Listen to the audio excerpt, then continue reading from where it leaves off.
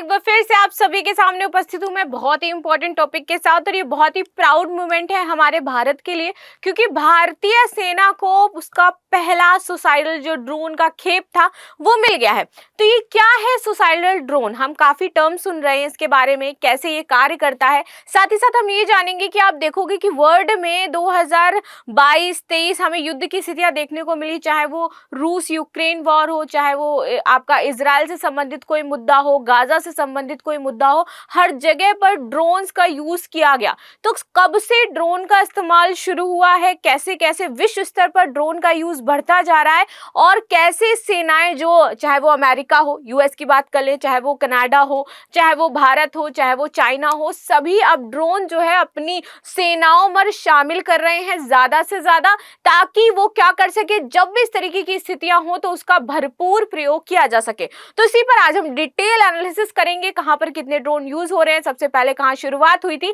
भारत में अभी ड्रोन की स्थिति क्या है। तो चलिए शुरुआत कर लेते हैं आज के लेक्चर की। मेरा नाम है प्राची मिश्रा और संस्कृति आईएएस के इस प्लेटफॉर्म पर आपका स्वागत है।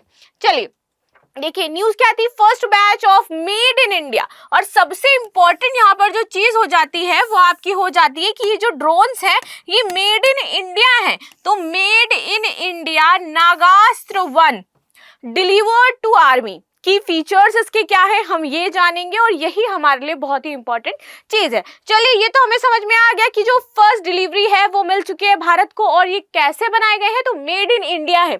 अगर हम अन्य देशों से आयात करते थे तो बहुत ही महंगे पड़ते थे हमें, लेकिन जब से हमने इनको खुद ही मैन्युफैक्चरिंग करना शुरू किया है इनकी कॉस्ट बहुत ज्यादा कम हो गई है। आगे बात कर लेते हैं इसके प्रमुख बिंदु क्या है। तो भारतीय सेना ने स्वदेशी आत्मघाती ड्रोन की जो खेप है, पहली खेप, इसके तहत इनको 120 ड्रोन जो है वो प्राप्त करवा दिए गए हैं। सेना ने 480 लाइटनिंग म्यूनिशन आत्मघाती ड्रोन का ऑर्डर दिया था। तो टोटल कितने यहाँ पर बनने हैं, 480। पहली खेप मिल चुकी है 120 ड्रोन की। ठीक है, इन ड्रोन्स को कौन बना रहा है, तो नागपुर की कंपनी सोलर इंडस्ट्रीज की इकोनॉमिक्स एक्सप्लोसिव लिमिटेड यूनिट ने इसको बनाया है। ये याद रखिएगा कि किसके द्वारा इन्हें मैन्युफैक्चर किया गया है। तो वहां पे कौन आ जाता है, नागपुर का आ जाता है आपका कौन सा, सोलर इंडस्ट्रीज, जिसके द्वारा ये बनाए गए हैं। ठीक है, अच्छा चलिए आप सभी बताइए कि जो भी यहाँ पर ये बड़े बड़े पैमाने पर ड्रोन्स तैयार किए जा रहे हैं, सेनाओं में शामिल किए जा रहे हैं, इसका वैश्विक स्तर पर क्या प्रभाव पड़ने वाला है। हम जब भी बात करते हैं कहते हैं तीसरे विश्व युद्ध की तरफ हम बढ़ रहे हैं। तो अगर हर सेनाएं अगर नहीं शामिल करेंगी तो ऑफ कोर्स ये माना जाएगा कि हमारे पास क्या है, पावर कम है हमारी सेना के पास। और अगर हम शामिल कर रहे हैं तो डिसआर्मामेंट वाला जो एक फैक्टर निकल करके आता है सामने, जहां पर बात की गई थी कि कोई किसी पर परमाणु हमला नहीं करेगा, तो इस तरीके की चीजें देखने को मिलती हैं। तो यहाँ पर क्या कदम उठाया जा सकता है एक्सपेक्ट इसके कि किस तरीके से जो अगर हम चाहें अगर हमला होता है तो अपने आप को बचा सके। ठीक है, क्योंकि ये बहुत ही महत्वपूर्ण मुद्दा है। एक तरफ हमें क्या करना है, परमाणु हथियारों का यूज नहीं करना है, न्यूक्लियर जो हथियार है उनका यूज नहीं करना है, जबकि सबके पास है।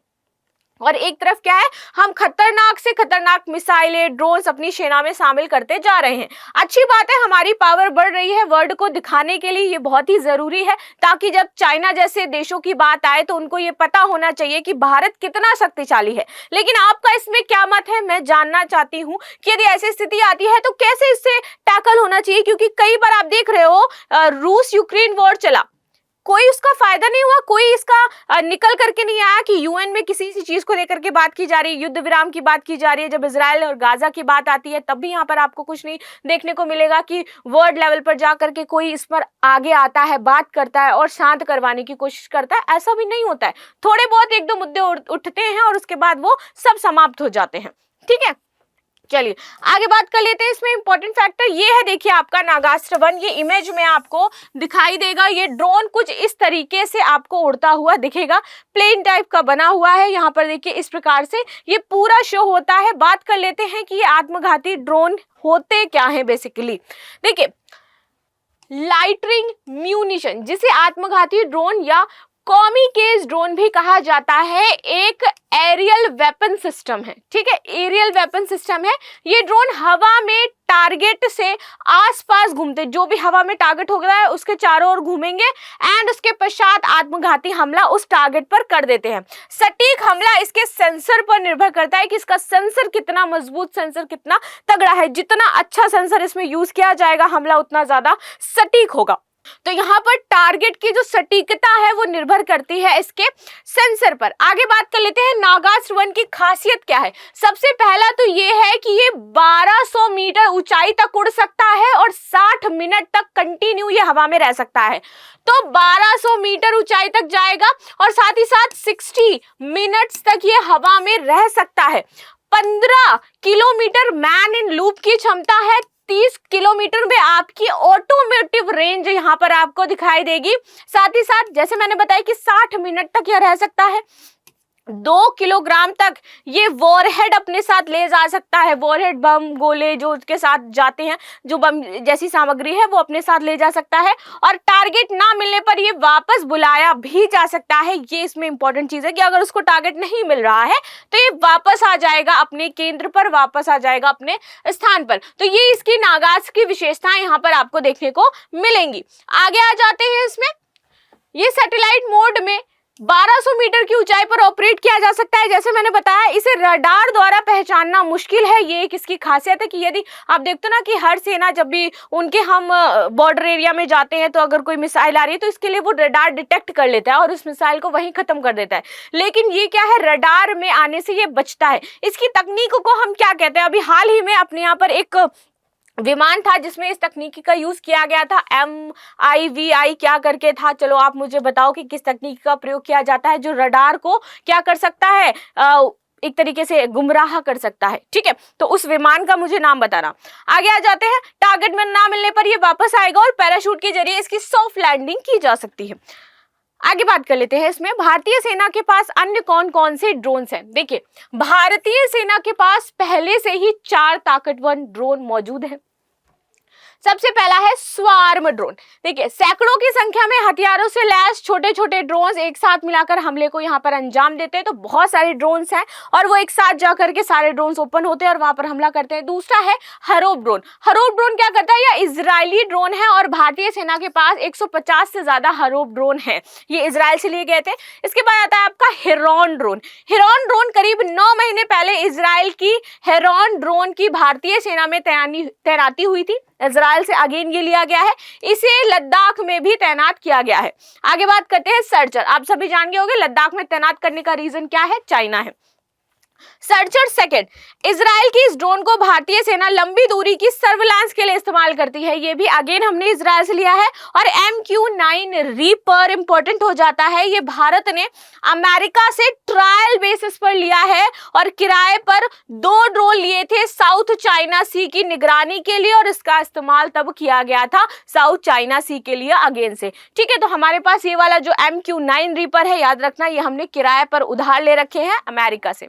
आगे बात कर लेते हैं, वैश्विक स्तर पर सैन्य ड्रोन का इस्तेमाल कहां कहां हुआ और कितने ये आत्मघाती रहे हैं, कितना इन्होंने डिजास्टर क्रिएट किया है।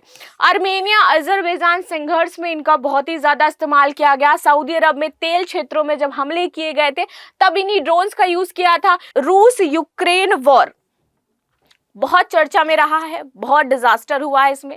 यहाँ पे भी इसका यूज हुआ। हमास इजराइल वॉर की यदि मैं बात करूँ, आए दिन देखिए ऑल आइज ऑन रफा हम सुनते रहते हैं, प्रॉब्लम्स वहां पर क्रिएट होती रहती है। गाजा पट्टी पर अधिकार कर लिया गया है, वो तो अभी इजराइल के द्वारा।